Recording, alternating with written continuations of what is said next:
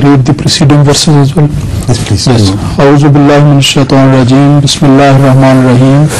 Hamim wal kitabil mubin. Inna anzalnahu fi laylatin mubarakatin inna kunna munzirin. Fiha yufraku kullu amrin hakim. Amran min indina inna kunna mursalin. The translation is, in the name of Allah, the gracious, the merciful.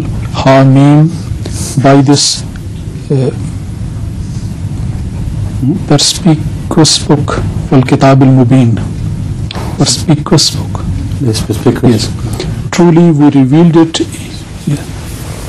Auspicious or perspicuous? Auspicious. Yes, auspicious. Auspicious means the one of blessing with blessing is blessed and also can impart blessing. Yeah. Auspicious. Yes. Truly we revealed it in a blessed night. Truly we have ever been warning. Therein are decided all matters of wisdom by our own command. Verily we have ever been sending messengers. So could you kind of explain to us the meaning of Amran min indina inna kunna mursalin, and if it could be applied after the advent of Rasulullah sallallahu alaihi wasallam? He said, does this verse apply after the birth of Prophet Muhammad sallallahu alaihi wasallam in connection with Amran min indina? After what? The arrival of Prophet Muhammad sallallahu alaihi wasallam, after the advent of Prophet Muhammad sallallahu alaihi wasallam. The advent of it. Naturally it does. I mean, I don't see any reason why he should have raised the question. So let's first hear from him the explanation why. This is quite simple and plain to me, and I don't know what he needs to inquire. Why he has thought of this question at all? Because these verses evidently apply to Hazrat Muhammad sallallahu alaihi wasallam's revelation and what happened after that or would happen after that. All that has been taken up by the chapter. But why are you in doubt about it? That's what I am wondering. Also, I didn't understand whether it could be applied after Rasulullah sallallahu alaihi wasallam. I understand that it is applied before Rasulullah sallallahu alaihi wasallam, that God has ever been sending messengers. Read it again.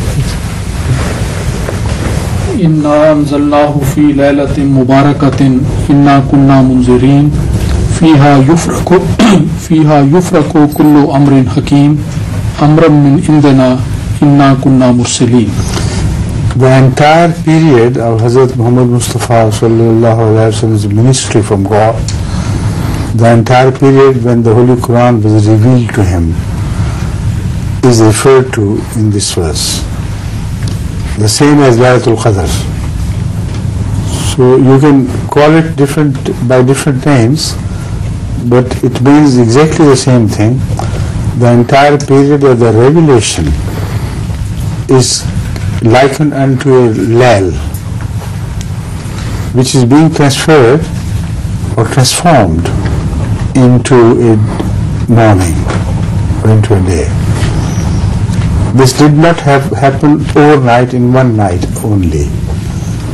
It happened throughout the period when the Holy Quran was revealed. And every revelation dispelled a part of the darkness of the night and filled it with light, until when the whole process was completed, then this verse was revealed, Al-Yawma akmaltu lakum deenakum wa atmamtu alaykum ni'mati wa raditu lakum al-Islam deena. With that declaration, the day broke completely and finally, forever to stay. This is the message of Surah Al-Qadr, and that also is the message of this surah. So it's not a question of before or after, it's a question of during the lifetime of Hazrat Muhammad Rasulullah while the Holy Quran was revealed to him. This is the process which was taking place. So despite being a Layl, it is Mubarak, because that night was destined to turn into a day. Now, got it?